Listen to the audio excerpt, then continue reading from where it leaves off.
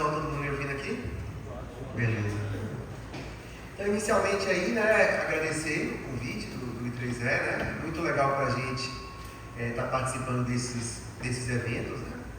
E eu fui incumbido de falar um pouquinho aí sobre qual o perfil de estudante que o mercado espera, né? Então, só para falar um pouquinho aí, até para que vocês tenham esse contexto, né? Eu sou Paulo Andrade Souza, sou engenheiro eletricista de formação, né? E ao longo da minha trajetória profissional, né, eu já trabalhei no governo, né? Já trabalhei no governo do PT, já trabalhei no governo do PMDB, tenho empresa, né, na área de energia, tenho empresa com minha esposa na área de cosméticos, estou na academia também, então já fui coordenador do curso de elétrica da Unifax, estou hoje coordenando o curso do Cimatec, né? Então eu poderia dizer assim que eu já vivi um pouquinho assim de todos os setores, né? Que a gente chama assim os diferentes setores aí do mercado de trabalho. E eu estou dando esse contexto para tentar explicar as minhas opiniões, né? Então, claro que nem tudo que vocês vão ouvir aí é uma verdade absoluta, né? Mas minha ideia é tentar passar um pouquinho a minha opinião aí para vocês, né? Então, quando eu recebi esse convite, né? Qual o perfil do estudante que o mercado espera, né? Então, a minha apresentação foi muito baseada aí no mercado de trabalho, né? Porque o que é que o mercado quer da gente, né? E eu sei que isso, para quem está aqui no curso de graduação, né, isso sempre é uma angústia, né? Eu diria isso, né? Então, eu quero me formar e quero entrar no mercado de trabalho, né? E se a gente fizer uma análise fria, eu não sei se isso vai puxar mais vocês para baixo ou não, né? Mas tentando daí em uma linha, né? O que é que o mercado espera? O mercado quer uma pessoa muito boa, né? Um super engenheiro, desculpa pelo termo, mas seria um cara foda, né? E o mercado quer pagar pouco. Basicamente é isso que o mercado quer, né? Se a gente for reduzir em uma frase, é isso. Não precisa nem de 30 minutos para falar isso para vocês, né? Isso é bem interessante, porque isso é muito simples, né? A simplicidade está em tudo, né? Então a gente pensa assim, correr uma maratona, né? Correr uma maratona é muito simples, né? Você bota um pé na frente do outro, bota um pé na frente do outro, 3 horas depois você termina a maratona. E para quem está aqui, é muito fácil, né? Eu adoro falar, porque falar, você consegue falar, não tem esforço, né? Eu estou falando para vocês, a gente não tem ali uma energia, né? Mas vamos pensar mais um pouquinho dentro desse contexto, né? Aí, obviamente, eu fui lá no ChatGPT e joguei assim, quais são as 10 habilidades e competências essenciais para o estudante de engenharia, né? E aí, eu não vou botar aqui, não vou ler tudo aqui para vocês, mas está aqui os 10 resumidos, né? E é bem interessante porque é muito claro hoje, né, que o conhecimento está disponível. A mesma coisa que eu falei da maratona, né? É muito simples terminar a maratona, né? Vamos pensar assim, outras coisas, a gente pode dizer, olha, eu quero, às vezes o sonho da pessoa é comprar uma casa, eu tenho um sonho de comprar uma casa, como é que eu compro uma casa? Né? Pode parecer uma coisa simples, né? Alguém pode estar querendo emagrecer, como é que você emagrece? Você come menos, parece simples, né? Então por que as pessoas não conseguem? Então quando a gente joga lá no ChatGPT e vem aqui as respostas, né? Eu fiquei lendo as respostas e falei, caramba, tá muito bom. Eu não preciso mexer em nada disso, né? Então tá ali resolução de problemas, né? A gente sabe que o mercado de trabalho ele é envolto de problemas, de desafios, né? Tá ali conhecimento técnico. Isso é muito importante porque a gente vem do curso da área técnica, né? Engenharia é um curso técnico. Habilidades de comunicação, trabalho em equipe, pensamento crítico, né? Habilidades de programação. Isso foi uma das grandes revoluções assim, dos últimos 10 anos. Todo mundo acompanhou o boom que deu a área de computação, né? Acelerado aí pela pandemia. E hoje o que a gente vê é que todo mundo usa software. Você não consegue fazer nada sem software, né? Então, todos os cursos aí da área de exatas, por mais que você chegue um pouquinho mais longe, eu vou fazer arquitetura, que é um curso que tem mais criatividade. Mesmo assim, você tem toda a área de BIM, de programação, de entender o que está ali por trás, né? Aí eu estou dentro da construção civil, você também tem programação hoje dentro da construção civil, então isso revolucionou, já virou requisito, né? gerenciamento de tempos, adaptabilidade, né? E é bem interessante porque a gente vê muito meme na internet, daí você fica vendo as memes assim, caramba, o cara fez engenharia para virar Uber, né? Pô, tem um bocado de gente aqui na crise, aí você faz engenharia e você fica... E a gente vive esse processo da uberização, né? E o que é o processo da uberização? Existem dois processos que estão associados à uberização. Obviamente, as relações de trabalho, né? Mudança de CLT para ser mais autônomos, né? Mas se a gente voltar à nossa profissão, o engenheiro, ele é um profissional liberal, ele é um profissional autônomo. Né? Não existe um engenheiro que está desempregado, porque nós somos profissionais liberais, então a gente pode atuar em diversas coisas, a gente pode estar assim um emprego formal CLT, isso é outra coisa. Né? Mas o que é essa tal uberização que o mercado fala? Né? O que a gente percebe hoje com a uberização são as mudanças que acontecem de forma muito rápidas. Eu gosto muito do exemplo do Uber, porque você está dentro do Uber e você pegou uma estrada errada. O que o Uber vai fazer? Recalcular. Né? E é bem interessante, eu sou da área de energia, né? E quando eu estava estudando, né, no meu curso de graduação, a gente discutia, olha, as eólicas são muito caras, né? Não tem como competir com as fontes tradicionais. E quando eu me formei, eu fui trabalhar com eólica, né? Aí, sei lá, 5 anos depois, a fonte mais barata era solar, né? Aí a gente estava conversando ali atrás, eu e Sérgio, que o mercado de solar já caiu, né? Então, a uberização é essa capacidade de você se adaptar às mudanças, porque antes as mudanças que levavam 4 anos, hoje elas estão levando 4 meses, né? Então, esse é um requisito de fato do profissional atual, né? Um profissional que se adapta às mudanças, que ele consegue recalcular a rota. É bem interessante porque a gente vê, dá um exemplo aqui, né? Carros elétricos, né? Então, hoje se fala muito de carros elétricos, né? Será que realmente a melhor solução são veículos elétricos? Será que vai ser a hidrogênio? Será que vai ser célula combustível? Porque eu estava na palestra outro dia de um especialista em célula de combustível que bateu o perfil e disse, não vai ser carro elétrico. Aí você vê o cara do carro elétrico dizendo, não vai ser carro elétrico. Então percebam, o mundo que a gente vive hoje é essa realidade, né? Conhecimento de normas e regulações, curiosidade e aprendizagem contínua, né? Então, quando eu tive essa resposta, eu falei, caramba, tá aqui, ó. Se vocês vieram para a palestra querendo saber as competências que a gente precisa para o engenheiro, tá aí pronto, e você poderia ter jogado no seu celular, né? E ganhado esses 30 minutos.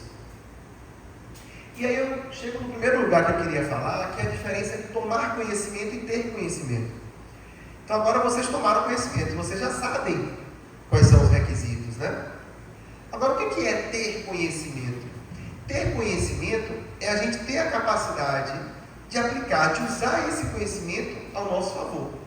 Então eu digo para você, olha, eu preciso que você tenha a habilidade de trabalhar em equipe. Aí você deve estar se pensando, caramba, como é que eu faço para desenvolver minha capacidade de trabalhar em equipe, né? É bem interessante que a gente vai em muitos eventos, aí a pessoa diz para você, caramba, você tem que pensar fora da caixa. Pô, como é que pensa fora da caixa? Você está dentro da caixa e sai da caixa? Né? Como é que eu digo para você, olha, você tem que se adaptar à mudança. Como é que você desenvolve essa capacidade de adaptar à mudança? Porque essa é a verdadeira pergunta, não é saber que você tem que se adaptar à mudança. Né? Então, eu queria falar um pouquinho sobre, e tentar passar ao longo dessa minha palestra, algumas informações que talvez ajudem você nesse processo. Né? Como é que eu posso chegar então nesses requisitos? Como é que eu posso me tornar um bom profissional para entrar no mercado de trabalho? E aí o primeiro passo a gente tem que entender o que é o mercado, né? Então todo mundo fala, caramba, é o mercado, mas cadê esse mercado, né? O que é o mercado? É uma coisa bem interessante, o que é o mercado, né? E basicamente a gente enxerga o mercado como essas relações, digamos assim, mais corporativas, né? Mas o mercado de trabalho é tão grande, né? E às vezes a gente está com a visão tão fechada, né? Às vezes eu penso assim, caramba, eu sou um engenheiro eletricista, qual é o meu mercado de trabalho?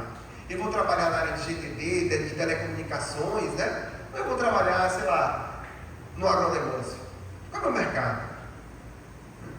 Então, a primeira coisa que a gente tem que entender é perceber que o seu mercado de trabalho ele vai estar relacionado com características pessoais suas, né? Então, por exemplo, eu acompanhei vários alunos. A gente viveu durante algum tempo um processo das pessoas virem do interior para estudar aqui em Salvador e queriam ficar aqui, né? Mas percebo, hoje a gente vê um processo muito contrário. Hoje teve muito mais oportunidade para quem retornou do que quem ficou aqui. Aí percebo, o seu mercado de trabalho talvez seja Bom Jesus da Lapa, porque você nasceu lá. Então, a gente não pode também se esquecer das nossas características, o que trouxe a gente aqui, né? A gente tem que entender que o nosso mercado ele está relacionado com a gente. O mercado de Paulo não é o mercado de vocês. Cada um tem que encontrar o seu mercado, né? O que você quer fazer, aonde que você quer fazer, onde é que estão essas oportunidades. Eu coloquei aqui, onde é que está esse mercado de trabalho, né?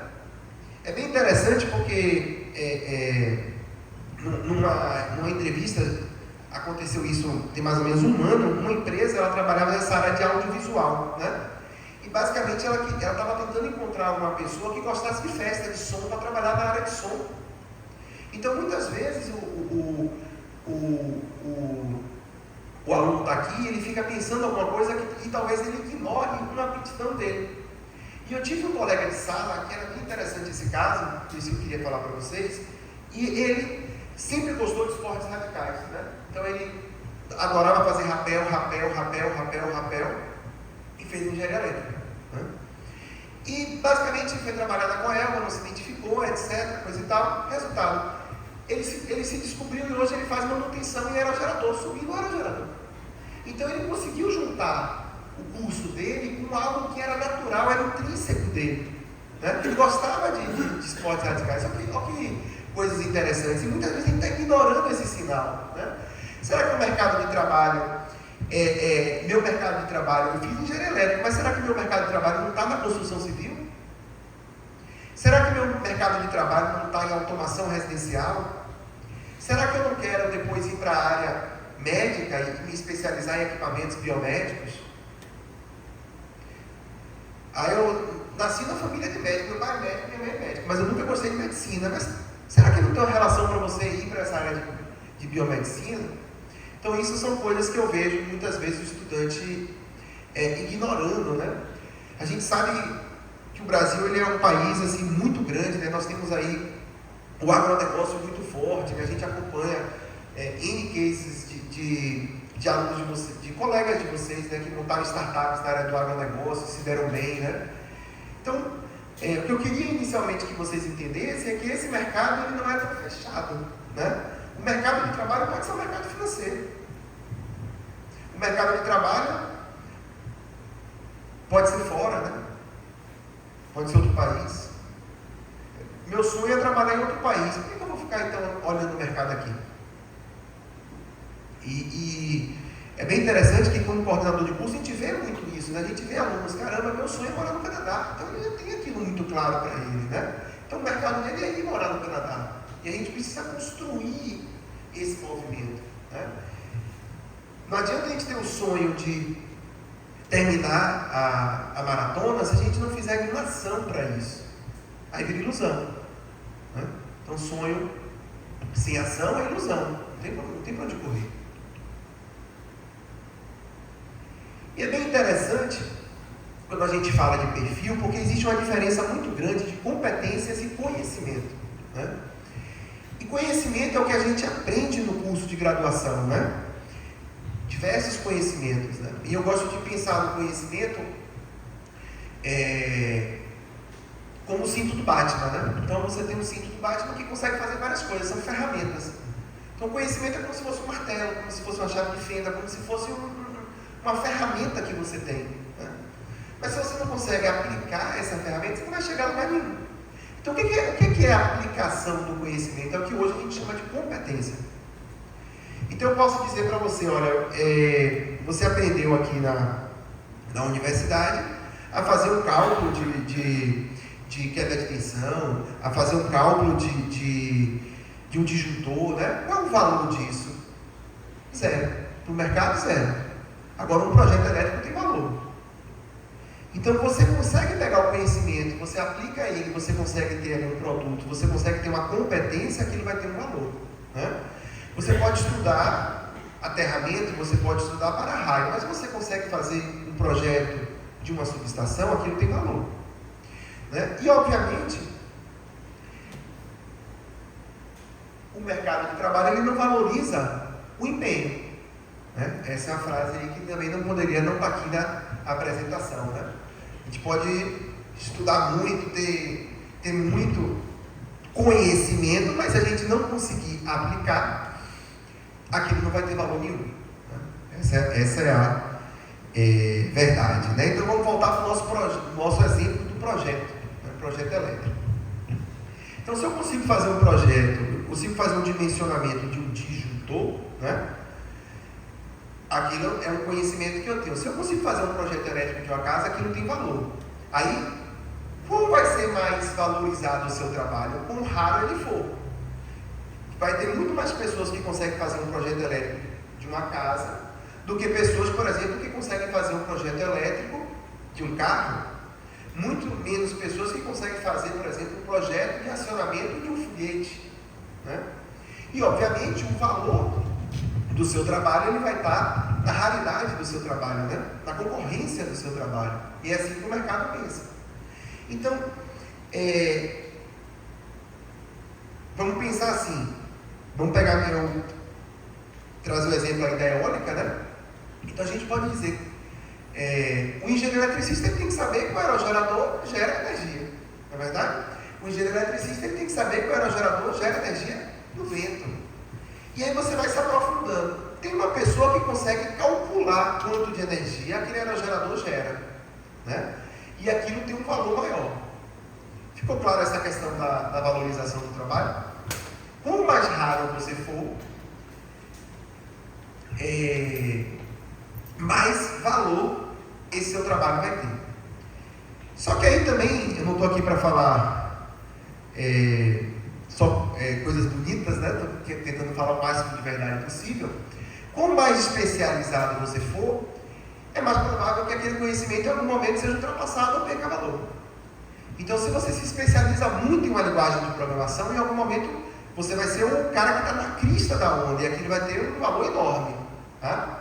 Mas por ser tão especializado, aquilo vai passar e durar um tempo. Então, por isso que a uberização, por isso que essa capacidade de se adaptar e aprender as mudanças é importantíssima. Só que qual é a notícia boa que eu quero contar para vocês? Se você já sabe, por exemplo, se você é um especialista de eólica, você vai ter muito mais facilidade em aprender solar. Se você é um especialista em programar C, você vai ter uma facilidade muito maior em programar Python, né? Então, conforme você avança e você vai se desenvolvendo profissionalmente, você também vai conseguindo se adaptar de maneira mais rápida. E aí nós chegamos, talvez, na característica que eu mais vejo, assim, talvez essa seja a característica mais valorizada pelo mercado de trabalho, né? Que é a capacidade de resolver problemas. Então, muitas vezes, principalmente para o aluno, né, que está ali estagiando, para o engenheiro recém-formado, ele chega no mercado de trabalho e ele chega no problema que ele não conseguiu avançar, né? O que a gente espera de um bom profissional? É um profissional que de alguma forma ele tente achar a solução, né? Então o que seria um tentar achar a solução? Imagine que eu esteja fazendo um projeto de um carro, né? Fazendo um projeto de um carro, preciso desenhar os chicotes elétricos e preciso reduzir o peso do carro. Em algum momento eu vi que eu não poderia passar esse chicote elétrico do volante junto com o chicote elétrico do som, porque dá interferência. Aí o estagiário ele pode chegar ali para o chefe dele e dizer, caramba, isso aqui eu não sei. Ou ele pode buscar a solução. Então o que a gente percebe dentro do mercado é que os alunos, os estagiários, os engenheiros que se sobressaem são os engenheiros que não param na primeira dificuldade. Isso pode parecer simples, né? Que nem o exemplo da maratona, mas é uma diferença absurda. Então imagine que eu esteja fazendo um projeto de uma usina solar, né? Aí eu estou tentando ligar um módulo inversor e a pessoa diz, caramba, esse módulo não liga nesse inversor. Aí você pode chegar para o seu chefe e dizer assim, ó chefe, eu tentei ligar, realmente esse módulo não liga para o inversor. Isso é o que 99% faria. O que é que 1% faz? 1% pega o telefone, liga para o fabricante e diz, olha, esse inversor seu não liga, você tem outra solução? Isso é 1%. Então, parar no primeiro problema é exatamente você ter um não ali. Aí eu submeti um projeto na qual Elba foi recusado. Por que foi recusado? Você foi lá ver por que foi? Qual é o problema? Isso é 1%. Então, talvez essa seja a característica mais valorizada no mercado de trabalho, né? E não é algo que você precise de conhecimento técnico. O que é que você precisa? Você precisa ter motivação. E para você ter motivação, você precisa ter o quê? Aí chegamos nessas imagenzinhas que aparecem muito hoje, né? Então o pessoal dizia, antigamente o trabalho era carga, era salário, mas hoje não. Hoje a gente tem que ter saúde mental, né? Hoje a gente tem que ter saúde física, hoje a gente tem que ter tempo livre, né? Hoje a gente tem que gostar do que faz. E aí às vezes eu percebo que o aluno ele começa a entrar em loop nisso, né? O que eu faço tem que ter um impacto positivo na sociedade, né? E de fato tudo é verdade. Tudo isso é verdade, né? Eu trouxe essa frase aqui, né? Nos primeiros 25 anos você mede sucesso pelas notas. Depois percebe que o importante é aprender e pensar criticamente. Nos 25 anos seguintes, você mede sucesso pelo dinheiro que ganhou. Depois percebe que como você gasta o tempo e com quem é o mais importante, né? Então, aparentemente, isso seria algo positivo, mas para mim que estou lá acompanhando alunos, né, estou acompanhando pessoas recém-formadas, eu vejo exatamente o contrário, né? Isso acaba dando um loop na cabeça das pessoas, né? Então, é tanta informação hoje, né? Eu preciso ter um esporte, eu preciso hoje estudar, eu preciso fazer iniciação científica, mas eu também tenho que fazer empresa júnior. Mas se eu não fizer empresa júnior, iniciação científica e intercâmbio, eu não vou conseguir ser contratado. E a pessoa entra em parafuso. Eu estou com a demanda do estágio, eu estou com a minha prova, eu tenho aqui. Então, o que a gente percebe hoje, e esse é outro ponto que eu acho que é importante a gente falar aqui, é que vocês não podem fazer tudo.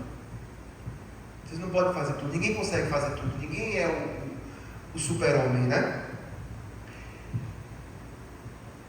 Eu gosto muito desse exemplo aqui, né? Que fazer tudo só existe no suco detox, né? Porque todo mundo fala que a propaganda do suco detox, você vai tomar o suco e vai emagrecer, e a única coisa que não emagrece é o suco detox.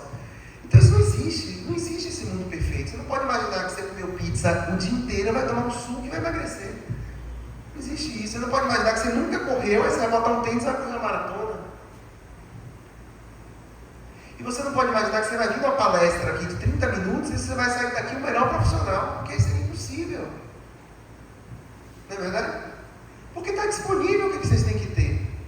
Você joga no chat GPT, está lá disponível.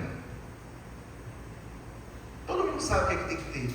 Né? Por que 1% consegue? Por que as pessoas, quem se destaca no mercado de trabalho, o que essas pessoas têm, né? Então essa é a frase da Bíblia, também é uma clássica, né? Não podia não estar aqui. Então há um momento certo para tudo, né? Um tempo para cada atividade debaixo do céu. Há o tempo de nascer, o tempo de morrer, o tempo de plantar e o tempo de colher. E é bem interessante porque a gente usa muito esse exemplo do tempo de plantar e tempo de colher, né? E é óbvio que isso é muito claro para a gente, né? Tem momentos que eu preciso trabalhar 10 horas, tem momentos em que eu não posso trabalhar menos, eu posso trabalhar ao longo da minha vida, para algum momento eu tentar trabalhar menos, né? Mas o que acontece é que você precisa estar sempre fazendo algo e você precisa estar sempre fazendo algo bem feito, né? Acho que esse é um ponto importante. Não quer dizer que você está plantando a mesma coisa sempre. Ninguém só quer comer arroz, ninguém só quer comer feijão. Tem safra, tem entre-safra, tem as variações. Então pode ser que naquele momento para você, o seu tempo de plantar é você fazer seu intercâmbio. Faça o seu intercâmbio bem feito. Não faça seu intercâmbio fazendo sua empresa júnior, fazendo sua iniciação científica, que isso não vai dar certo. Talvez você está passando por um momento de vida que você precisa dar uma pausa, né? Talvez o seu momento de vida seja de fato focar na sua condição física. Aí eu quero realmente agora melhorar minha saúde está debilitada.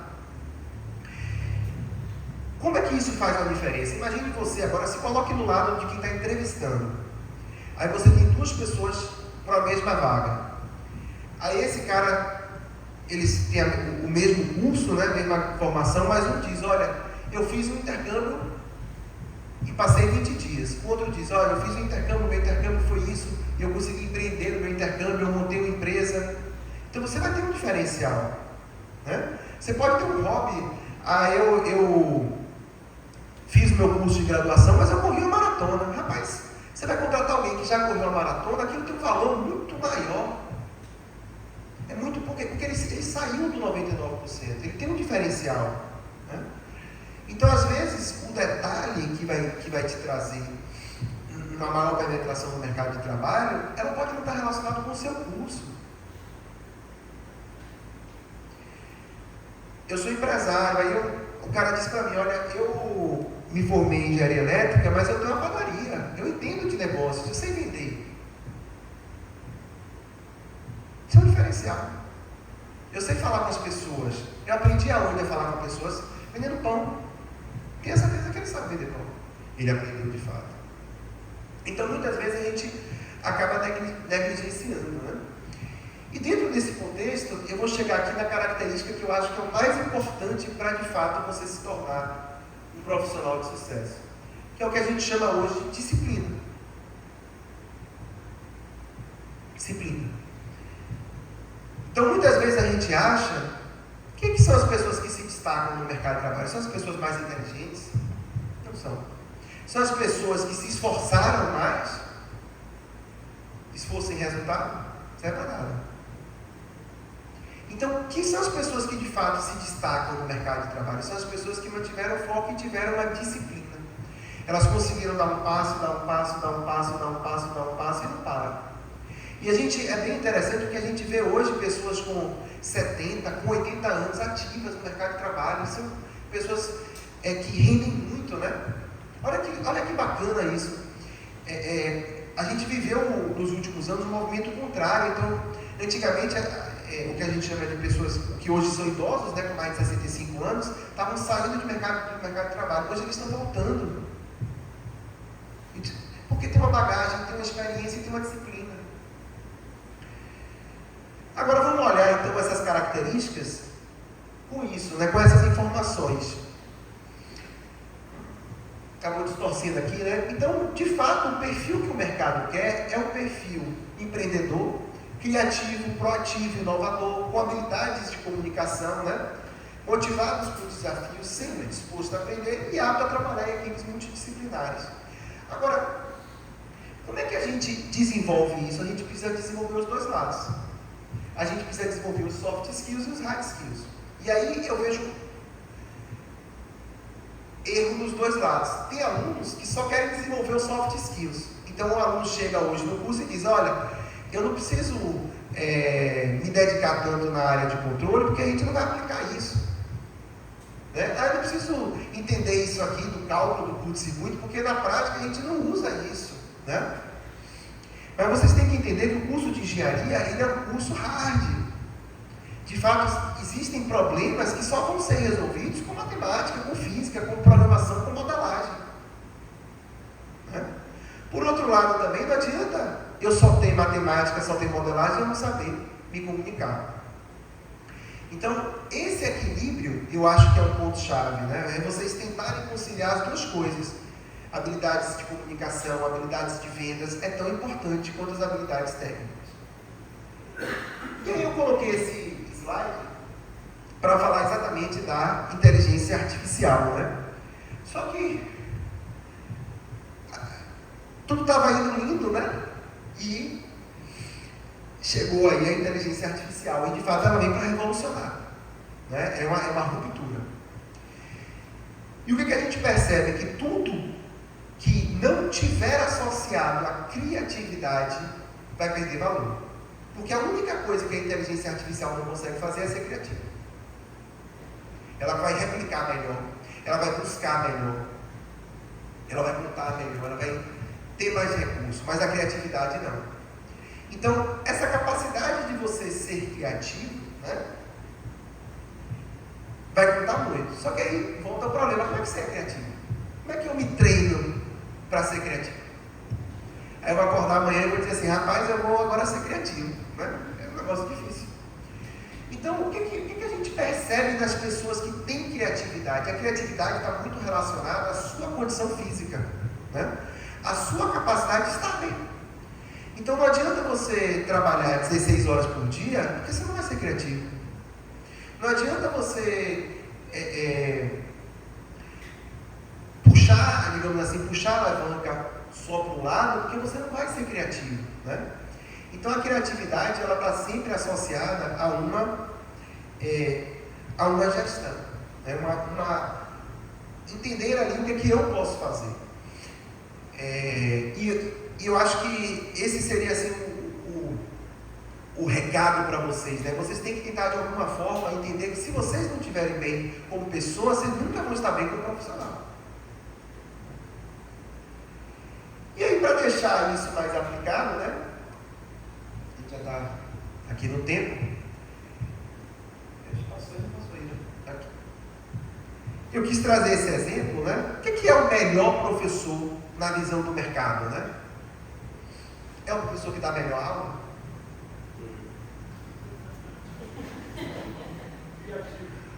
É um cara criativo? O que é o mercado? Então agora vamos tornar isso objetivo, né? O mercado é frio. O que é o melhor professor? Tem pessoas que cobram 600 mil reais para dar 2 horas de palestra. É muito mais do que a maioria dos professores ganham ao longo do ano inteiro de trabalho. Por que esse cara cobra 600 mil reais para dar 2 horas de palestra? Só por um motivo: porque ele vende o ingresso. Não é porque a palestra dele é boa, é porque ele traz o cara que paga. Se a gente fizer, vamos pensar assim, né? A gente tem um público aqui porque Paulo Andrade não é famoso, mas se você botasse, sei lá, Clóvis de Barros para falar aqui, não ia estar cheio? Leandro Carnal não ia estar cheio? Pode ser que a aula dele não fosse, obviamente que a aula dele é boa, né? Mas você não tem como comparar isso. Mas por que ele tem valor? Porque ele traz a pessoa, ele vende o ingresso. Então, mesmo na área de engenharia, para a empresa, né? Qual é a lógica do mercado? É a pessoa que traz receita. Qual é o seu funcionário que te traz receita? Esse é o funcionário mais valorizado. Para alguma empresa pode ser o cara que está na área de vendas, para alguma empresa pode ser o cara que está na área da manutenção, para alguma empresa pode ser o cara que está na área de projetos e material. Mas você tem que sempre entender a lógica do mercado, que é a lógica de trazer receita. É isso que a gente quer. Aí, só para não ficar sem resposta àquela primeira pergunta, né? Então o que o mercado quer? O mercado quer um cara muito bom, um cara foda, mas o mercado quer pagar pouco, né? Agora se coloque na sua ótica: por que você ia aceitar receber pouco? Só por um motivo: você vai aceitar receber pouco se você enxergar que está no seu tempo de plantar. Então eu vou para uma empresa que, apesar do salário ser mais baixo, eu vou trabalhar com o Bill Gates. Então eu vou aprender com aquele cara. E daqui a 5, 6 anos o Bill Gates sou eu. Eu vou trabalhar nessa empresa porque, apesar do salário não ser tão bom, né, eu tenho mais chance de crescimento. É por isso que você topa receber menos. Senão não tem sentido. Então, é importante nesse momento inicial que vocês vão estar entrando no mercado de trabalho, vocês se perguntarem assim: quem é meu chefe? Quem são as pessoas? O que eu posso aprender aqui? Eu acho muito legal, às vezes a gente fica assim: mas a empresa vai treinar o funcionário, depois o funcionário vai virar o concorrente. Pô, isso às vezes é muito bacana. Isso é o que nós chamamos de aplicação do conhecimento. É o espírito empreendedor. Às vezes a gente pensa assim: o empreendedor é quem tem uma empresa. Às vezes você quer um profissional que tem um espírito empreendedor. Você pode empreender dentro de uma empresa.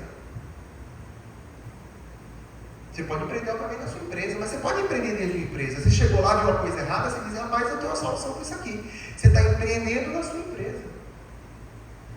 Então, o que o mercado reconhece hoje é o espírito empreendedor. É você pegar o conhecimento e gerar eficácia, aprendizado, método, experiência, circunstâncias, oportunidades, renovação, tecnologia, etc. Estamos chegando aqui já no final, e eu queria falar isso, porque também é uma frase que a gente ouve muito. Ah, mas para eu empreender eu preciso ter dinheiro, né? Só dinheiro faz dinheiro. E é bem interessante a gente falar sobre isso, porque tem N vertentes que você pode pensar, né? E a gente vê, você pode pegar o exemplo de pessoas que ganharam na loteria e perderam tudo, né? Então, o que é mais importante que a gente tenha é essas habilidades e competências. Então imagine, é o seu histórico, é a sua reputação. Às vezes você é um profissional que já tem 20 anos de experiência, você já tem um histórico no mercado financeiro, você chega no banco e diz, pô, me empreste 100 mil, o banco vai te dar. Agora você é uma pessoa que nunca teve crédito, você chega no banco e me dê 100 mil, o banco vai te dar? Não. Então percebam que muitas vezes o que vocês negligenciam também, por exemplo, às vezes a pessoa que vai te indicar para o trabalho é o seu colega que está do seu lado. Mas você não dá atenção para ele, você só brinca, você se veste mal, você não leva as coisas com seriedade, né? Então a gente percebe assim, em casos de pessoas que se deram bem porque se relacionaram com os próprios colegas, né? Então as pessoas que estão aqui nessa sala, que estão aqui do lado de vocês, é um diferencial.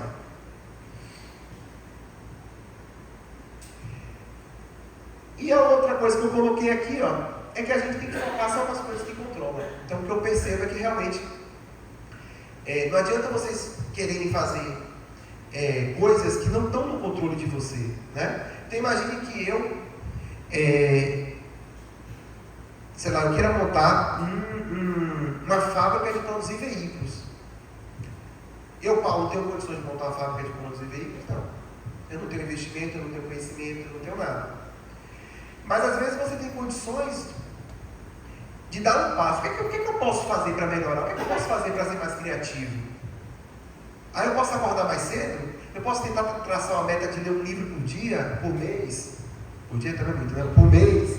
Eu posso tentar programar para assistir uma palestra. Então são essas pequenas ações. Às vezes a gente quer mudar tudo de vez, isso não vai acontecer. Tá? Então, por último, o que eu deixei aqui a mensagem é: acredite no processo e seja paciente. Né? Foca nessas mudanças. Né?